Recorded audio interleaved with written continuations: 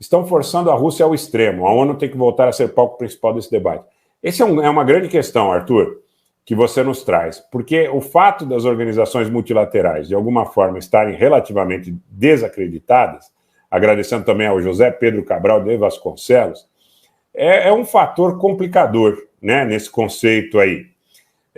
Porque, veja, quando nós tivemos o problema na usina nuclear de Zaporídia, o grande problema que você tinha da presença da agência nuclear, não é, era o fato de não haver crédito em relação às partes, né?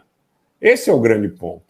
As partes hoje, as organizações multilaterais estão muito desacreditadas. Tá?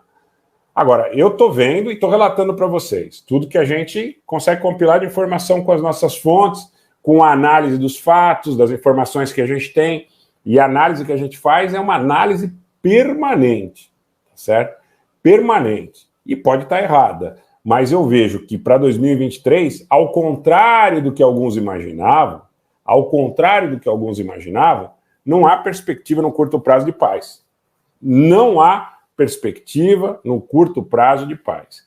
Então, eu quero dizer para vocês que o que a gente está observando aqui é a possibilidade de que esse conflito se agrave e que ele possa, eventualmente, envolver outros países, outros elementos, inclusive em relação a regiões que têm tensões latentes aí há muito tempo. Tá? Por exemplo, a própria Coreia do Norte. Vocês acham que a Coreia do Norte está lançando aleatoriamente esses mísseis em direção ao mar do Japão de maneira muito mais intensa do que fazia anteriormente? O faz, certamente, porque detém informações de que o conflito possa se espraiar na direção do Extremo Oriente. E esse conflito, ele pode, em algum momento, até porque vocês podem... Uma coisa que eu quero que vocês marquem e depois me cobrem. Marquem e depois me cobrem se eu estiver errado. A gente não é dono da verdade, mas marquem. Para mim, esse ano 2023 marca o aprofundamento das relações entre China e Rússia. E a partir desse aprofundamento também marcará mais claramente a perspectiva de que esse conflito, ainda que seja por proxies, se espraie em direção ao Extremo Oriente. Vamos ver como é que fica a fronteira entre a Índia e a China, vamos ver como é que fica a situação do Japão, vamos ver como é que fica a situação entre as Coreias. Nós tivemos algumas tensões importantes entre as Coreias que precisam ser bastante bem observadas.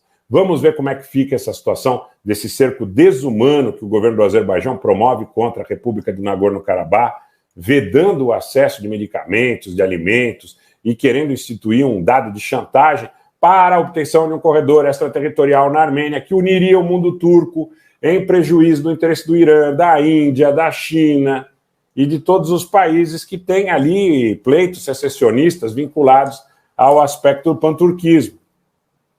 Nós temos que observar tudo isso de perto. Essa é uma panela de pressão. E a má gestão de algum desses aspectos dessa panela de pressão leva o mundo a uma conflagração inevitável, cujo início nós podemos imaginar, mas o fim é difícil predizer.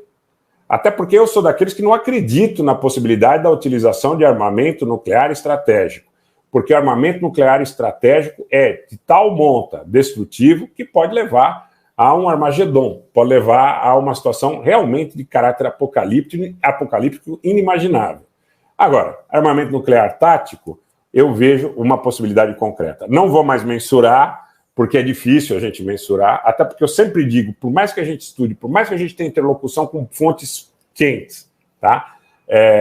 Eu não vejo que tenhamos todos os elementos para analisar com toda a profundidade que eu gostaria, né?